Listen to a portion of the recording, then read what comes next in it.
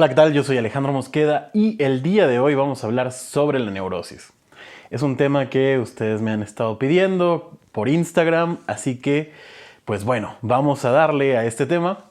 Y antes de comenzar me gustaría recordarles que el 4 de febrero voy a estar justamente aquí en Ciudad de México en una actividad presencial. Vamos a estar charlando sobre la transferencia y sus implicaciones clínicas en la teoría de Lacan.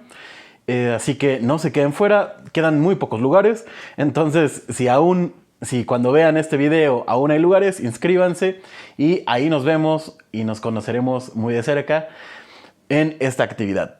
También recuerden que se pueden suscribir al canal, darle a la campanita para no perderse ningún video, seguirnos en nuestras redes sociales y sin más, comencemos. Vamos a comenzar con el tema de la neurosis el día de hoy.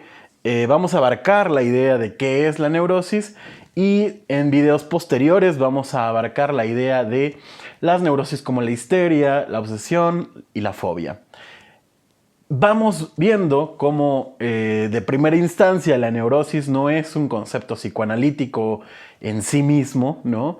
Sino que más bien el psicoanálisis lo sustrae y puede hacer algo con este concepto. Sin embargo, no nace del psicoanálisis, ¿no? De hecho, más o menos se sabe que William Cullen, de un médico escocés, justamente por ahí de 1977, es quien propone el término. Y durante justamente el siglo XIX se entiende más o menos la idea o lo que se piensa de la cuestión neurótica con tres puntos principales, ¿no? Esto nos los dicen en el diccionario de psicoanálisis, justamente pueden ir a buscarlo ahí. Vamos a abordar un poco para Freud qué es también, ¿no? Traigo algunas citas para todos ustedes que quieran saber qué onda con Freud y la neurosis, cómo piensa Freud la neurosis y cómo cambia en diferentes estados de su teoría. Y también vamos a hablar un poco de la neurosis con Lacan, ¿no? Ahora bien, entonces las neurosis en el siglo XIX se caracterizaban principalmente por tener una localización precisa, ¿no? Ese es el primer punto. En el siglo XIX se pensaba la neurosis con una localización precisa, ¿no? Además de no tener inflamaciones estructurales, ¿no? Es decir, si la localización era un brazo, no había una inflamación en ninguna parte del brazo, pero sí, si bien estaba localizada, no había como tal algo, no sé si decirlo fisiológicamente hablando, que pudiese dar un indicio de que algo esté pasando fisiológicamente. Y son enfermedades, básicamente, las neurosis del sistema nervioso. Esto en el siglo XIX, ¿no? Ahora bien, ¿qué pasa con Freud? ¿Cómo Freud entiende la neurosis? Creo que eso es a lo que venimos al video del día de hoy, ¿no?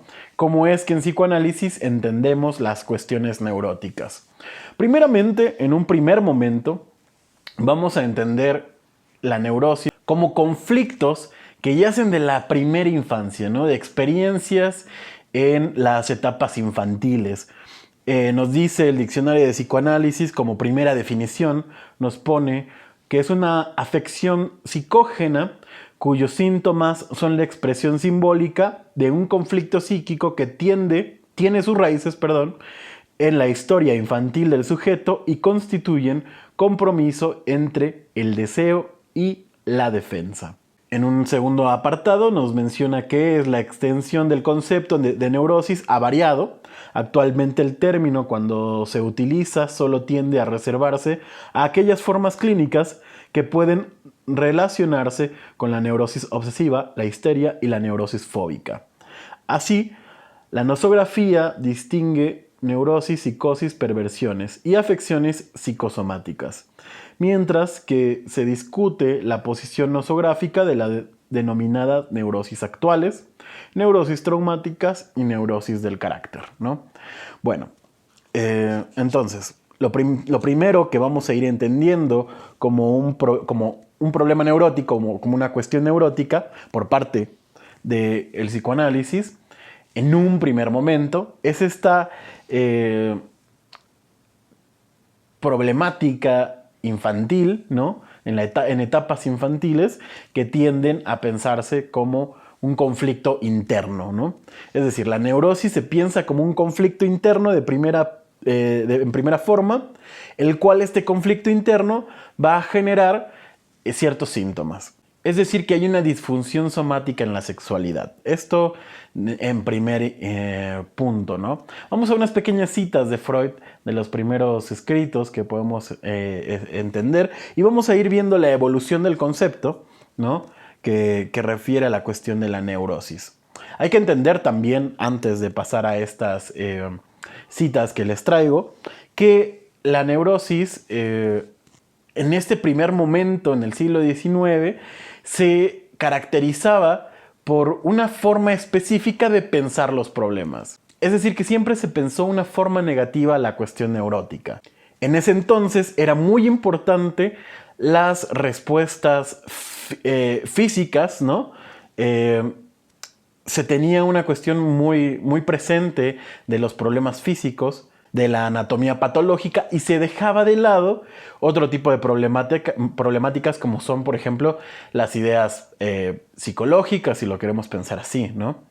Las ideas emocionales. Todo eso quedaba fuera y se centraba principalmente en la anatomía. Por ello se le escapaban algunas cosas como las afecciones neuróticas, lo cual hace a Freud entrar a poner un granito de arena y crear el psicoanálisis. Ahora bien, ahora sí vamos a las citas. Por ejemplo, tengo aquí una cita de 1989 de Sinopsis de la neurosis de transferencia, en donde nos dice: la neurosis es también una expresión de la resistencia contra esta regresión. Es un compromiso entre lo arcaico antiguo y la exigencia de lo culturalmente nuevo. La diferencia tendrá que ser especialmente marcada en la neurosis obsesiva, que está como ninguna otra bajo el signo de la contradicción interna. Pero la neurosis debe, en medida en que lo reprimido ha vencido a ella, volver a traer la imagen arcaica. Bueno, aquí justamente está hablando específicamente de la neurosis de transferencia, pero podemos ir rescatando algo que tiene que ver con el concepto de neurosis, que es justamente este conflicto interno, ¿no? En este caso, con las neurosis de transferencia, tiene que ver con lo arcaico antiguo, ¿no? Con estas representaciones arcaicas versus las exigencias culturales actuales, ¿no? Entonces, ahí hay un conflicto, el cual es interno y que genera cierto malestar, ¿no? Por ejemplo, en Tótem y Tabú, en 1913, nos dice: la neurosis se caracteriza por el hecho de situar la realidad psíquica más alto que la fáctica, de reaccionar frente a unos pensamientos con igual seriedad con lo que lo hacen las personas normales solo frente a las realidades efectivas. Ahí viene un punto importantísimo que de hecho ya tenemos un video que les voy a dejar por aquí arriba, sobre la realidad psíquica, ¿no? Y en los comentarios por ahí me habían puesto algo así como que yo no entiendo muy bien la realidad psíquica y la fáctica, y aquí es uno de los lugares en donde Freud pone este relieve de la realidad, una realidad psíquica con una realidad objetiva, fáctica, ¿no? Entonces, bueno, si algo caracteriza a la neurosis, según Freud en Tótem y Tabú en 1913, es que el neurótico va a poner siempre por encima de la realidad fáctica la realidad psíquica.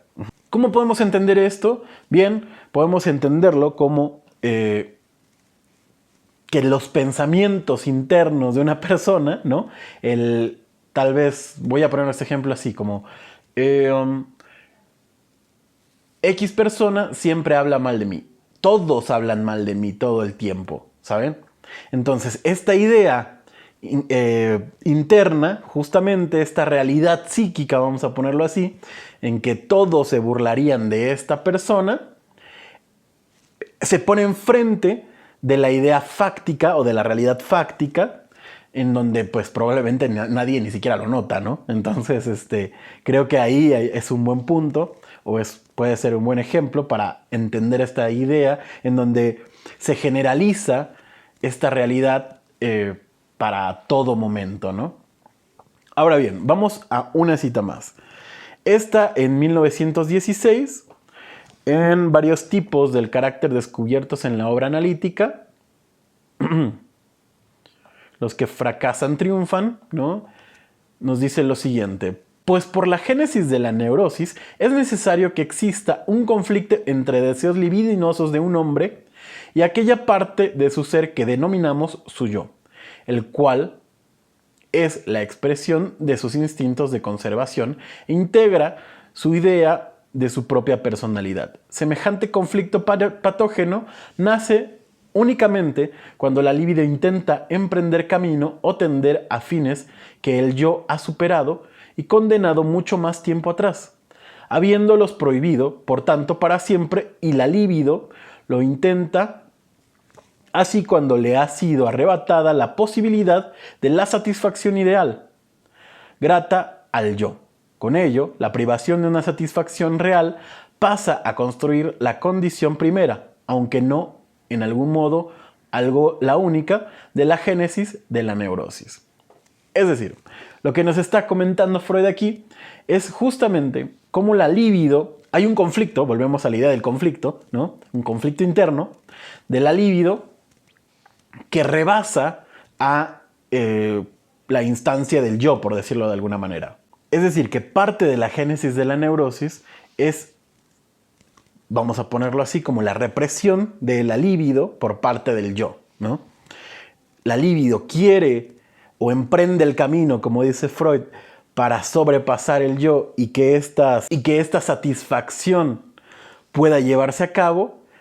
Lo que hace o lo que termina haciendo el yo es que justamente los instintos de conservación van a hacer que esto se contenga, ¿no? Se reprima. Ahí podemos ver claramente el inicio, de alguna forma, de la importancia del yo en la teoría freudiana y después el giro que vendrá justamente en el yo y el ello de 1924, ¿no? Bueno, antes todavía, también está el giro de 1920 con la pulsión de muerte, ¿no?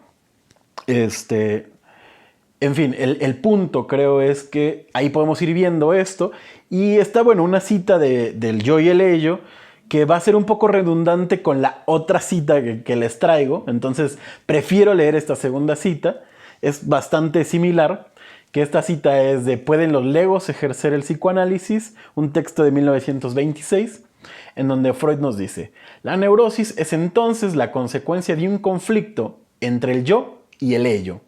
Conflicto en que el yo entra porque, como lo muestra una indagación a fondo, quiere atenerse enteramente a su obediencia al mundo exterior real. La oposición corre entre el mundo exterior y el ello, y el yo entra en conflicto con su ello porque, fiel a su esencia más íntima, toma partido por el mundo exterior. Empero, repare usted en que no es el hecho de que este conflicto el que crea la condición de la enfermedad, puesto que tales oposiciones entre realidad y ello son inevitables, y una de las tareas permanentes del yo es mediar en ellas, sino la circunstancia de que el yo se ha servido del recurso insuficiente de la represión para zanjar el conflicto. Ahora bien, a su vez, esto se debe a que el yo estaba desarrollado y era impotente en la época en la que se le planteó la tarea. En efecto, todas las represiones decisivas ocurren en la primera infancia. Entonces, vean cómo en esta definición, en esta cita sobre la neurosis, termina como Freud ya combinando un poco lo anterior, es decir, lo que ocurre en la primera infancia y eso tiene que pasar a una especie de represión, ¿no? Con la idea de un yo fuerte, que sería la última idea freudiana, ¿no? Esta idea del yo debe de venir, ¿no? Who is Warsaw Warden, más o menos, no sé si lo digo bien, pero si quieren luego hacemos un video sobre ello y sobre la lectura que Lacan tiene sobre esta idea o esta frase freudiana. Como el yo es el que tiene que tomar las riendas, ¿no? Y lo que nos dice al final es algo que le da pie a los psicoanalistas de la psicología del yo para para tomar la idea del yo fuerte, ¿no? O sea, la idea del yo fuerte no viene sino más que de estas ideas freudianas del giro de 1920, que es un Freud que no le gusta a Lacan, y ya lo sabemos y ya lo hemos dicho muchas veces en este canal. Pero bueno, lo que está diciendo Freud es que el hecho de que haya un conflicto es normal. El conflicto en la realidad psíquica y la realidad fáctica es algo que pasa. Lo que sucede o lo que genera la neurosis es que en una primera infancia el yo no era lo suficientemente fuerte, por decirlo de alguna forma, no estaba lo suficientemente preparado para poder hacer esta represión adecuada y que no se genere dicho conflicto. ¿Y qué sucede de ahí?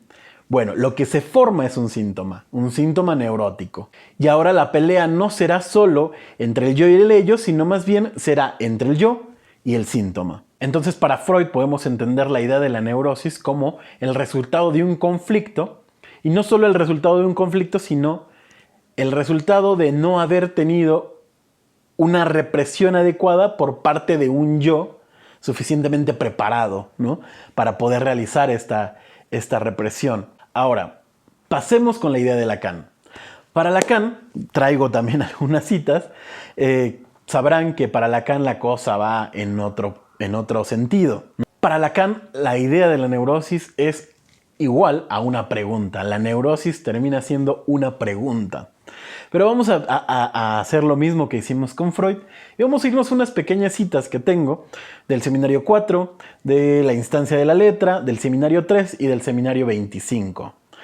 Entonces, bueno, comencemos con la instancia de la letra. En esta nos dice: la neurosis es una cuestión que el ser plantea para el sujeto, desde allí donde estaba antes de que el sujeto viniese al mundo. Ahí hay algo importante, Para la cuestión de Lacan, para la teoría de Lacan, esta pregunta está incluso antes de que el sujeto viniese al mundo, ¿no? Diría en otros textos Lacan de nuestra condición de vivientes, ¿no? Entonces, la cuestión neurótica no es algo que pasó en algún momento de nuestras vidas y que no pudimos reprimir, sino más bien se trata de una pregunta que está antes incluso, o puede estar antes incluso, de nuestra condición de vivientes. En el seminario 3, en la clase 6, nos dice: esta etapa primera precede toda la dialéctica neurótica, fundada en que la neurosis es una palabra que se articula en tanto lo reprimido y el retorno de lo reprimido son una sola y única cosa. Lo reprimido y el retorno de lo reprimido se articulan con la idea de la neurosis y por lo tanto estas generan una cosa que sería, vamos a ponerlo así, un conjunto, ¿no? Si bien la represión no trata en Lacan de un yo que justamente suprime una experiencia, sino más bien de un significante perdido, ¿no? O de una serie de significantes perdidos. Por ejemplo, ya para el seminario 4 nos dice: es algo que ocupa su lugar de significante en el interior de nuestra interrogación. Si es cierto que la neurosis es, como yo les digo y redigo, una pregunta, ¿no? Justamente es lo que les mencionaba hace un momento cuando iniciamos a hablar sobre Lacan, como para Lacan la neurosis es una pregunta que, como dice en instancia de la letra, puede estar incluso antes de nuestra condición de vivientes. Sumado a esto, en el mismo seminario, pero en la clase siguiente, la anterior fue la clase 22, esta es la clase 23, nos recuerda la idea de la pregunta, ¿no? Y nos dice más adelante: si la neurosis es pues una especie de pregunta cerrada para el propio sujeto, pero organizada, estructurada como pregunta, los síntomas se pueden entender como los elementos vivos de esta pregunta articulada, sin que el sujeto sepa lo que articula. Por así decirlo, la pregunta está viva y el sujeto no sabe que él está en la pregunta. Él mismo es a menudo uno de sus elementos que puede situarse a diversos niveles, a nivel elemental, casi alfabético, o a un nivel más elevado, sintáctico, en el cual nos permitimos hablar de función metafórica y función metonímica. partiendo de la idea tomada de los lingüistas, al menos algunos entre ellos, de que estas son las dos grandes vertientes de la articulación del lenguaje. Bueno, esta última clave es algo muy importante porque nos sitúa a la neurosis como un problema de lenguaje, ¿no? Es una pregunta que el sujeto no sabe que está en esa pregunta, ¿no? Que es parte de esa pregunta, que puede ser el que me quieres decir con eso que me estás diciendo, ¿no? ¿Qué quieres que yo haga, si lo quieren pensar así, por tu cariño? Para que me des algo de reconocimiento. Y en la misma clase, justamente un poco más abajo, dice, la neurosis es la lengua, ¿no? ¿A qué nos referimos con eso? A que la neurosis será ese problema que caracteriza el caso, ¿no? Ese problema justamente que tiene la cualidad de ser algo circular. Ajá. Es justamente una pregunta que circula, que todo el tiempo no puede dejar de circularse, ¿no? Justamente. Vamos a poner un ejemplo con esto. No puedo separarme. Y uno podría decir hábilmente, bueno, pues no te separes, ¿no? Si no puedes separarte, no te separes. Pero quiero separarme. Bueno, entonces sepárate, pero no puedo. ¿Saben? Entonces ahí está el quiero, no puedo, quiero, no puedo. Y entonces no podemos salir de esa circularidad, ¿no? ¿Qué sucede ahí? Que ese problema justamente tiene esta cuestión circular, lo hace justamente neurótico, al menos desde la teoría de Lacan. Y lo que hay que hacer en análisis es transformar esa pregunta en una pregunta que pueda resolverse. Pensémoslo tal vez un poco más fácil. Esto es así, ¿no? Esto es así y debe ser así. ¿Te gusta que así sea? No, pero debe ser así, ¿saben? Entonces, ahí hay una cuestión que es circundante, ¿no? No puede dejar o no puede salir de esa circularidad. Pero vamos a un punto muy importante, ya en el seminario 25, en la clase 1, donde Lacan se pregunta si la neurosis es algo natural, ¿no? Y nos dice lo siguiente: la neurosis es natural, no es natural más que en tanto que el hombre hay un simbólico. Y el hecho de que haya un simbólico implica que un significante nuevo emerge, un significante nuevo con el cual el yo, moi, es decir, la conciencia, se identificaría. Pero lo que hay de propio al significante, que he llamado con el nombre S1, es que no tiene más que una relación que lo define, la relación que tiene con S2. Y pone justamente S1, S2. Es en tanto que el sujeto está dividido entre este S1 y S2 que se soporta. De suerte que no se puede decir que sea uno solo de los dos significantes quien lo represente. Entonces, si hemos dicho a lo largo de estas breves citas que les traje, es que por un lado la neurosis tiene que ver con la lengua y por otro lado tiene que ver con justamente una pregunta, ¿no? Entonces, si tiene que ver con la lengua y con una pregunta, entonces tiene que ver con el significante. Y dice Lacan que la neurosis no es algo natural, sino porque hay simbólico en los seres humanos. Es porque hay simbólico, es porque hay lenguaje, que es posible la idea de la neurosis. Y justamente podemos localizarlo como la idea neurótica de que las cosas sean de una forma, que era un poco lo que les decía hace un momento, ¿no? De que la idea, por ejemplo, de la teoría de Lacan sea una única forma, eso es una idea neurótica. Ajá. Hay varias lecturas en juego, pero pensar que hay una única lectura, eso sería una idea neurótica. Sería una idea neurótica la idea de pensar cómo vivimos, no sé si me explico, ¿no? Es decir,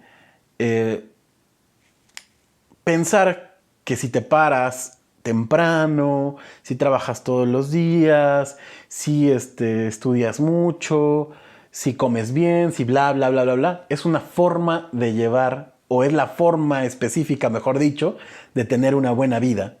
Eso es una cuestión neurótica, pensar que hay una forma de vivir. Podemos localizar entonces la diferencia de la concepción de la neurosis por una parte y por otra, ¿no? Por parte de Freud y por parte de Lacan. Con Lacan se trata de una pregunta circular que incluye al sujeto, es decir, ¿qué hago yo? ¿Qué puedo hacer yo? Aunque yo no quiera hacerlo, ¿no? Pero debo de hacer esto para sostener X cosa. Para que, no sé si decirlo así, pero para que eso no caiga, ¿no? Para que una verdad no caiga. Es como sostener una verdad a pesar de mí, ¿no? Pero dentro de esa verdad, justamente estoy incluido. Y por lo tanto, tengo que repetirlo. ¿Sí me explico? Y por parte de Freud, si bien hay cierto parecido en eso último que les decía de tengo que hacer esto si no X, eso irá más del lado de las defensas, ¿no? Sería una forma de defender, del yo para defenderse ante justamente los ataques del ello, por decirlo de alguna forma. Bien, espero haber sido claro. Obviamente falta hablar más sobre la idea de las neurosis. En videos posteriores voy a estar hablando sobre histeria, obsesión y fobia, ¿no? Estos tipos de neurosis que se clasifican dentro del psicoanálisis. Pero por el día de hoy creo que es suficiente, podemos quedarnos con esto. Espero haber sido claro de verdad. Cualquier duda déjenla en los comentarios justamente.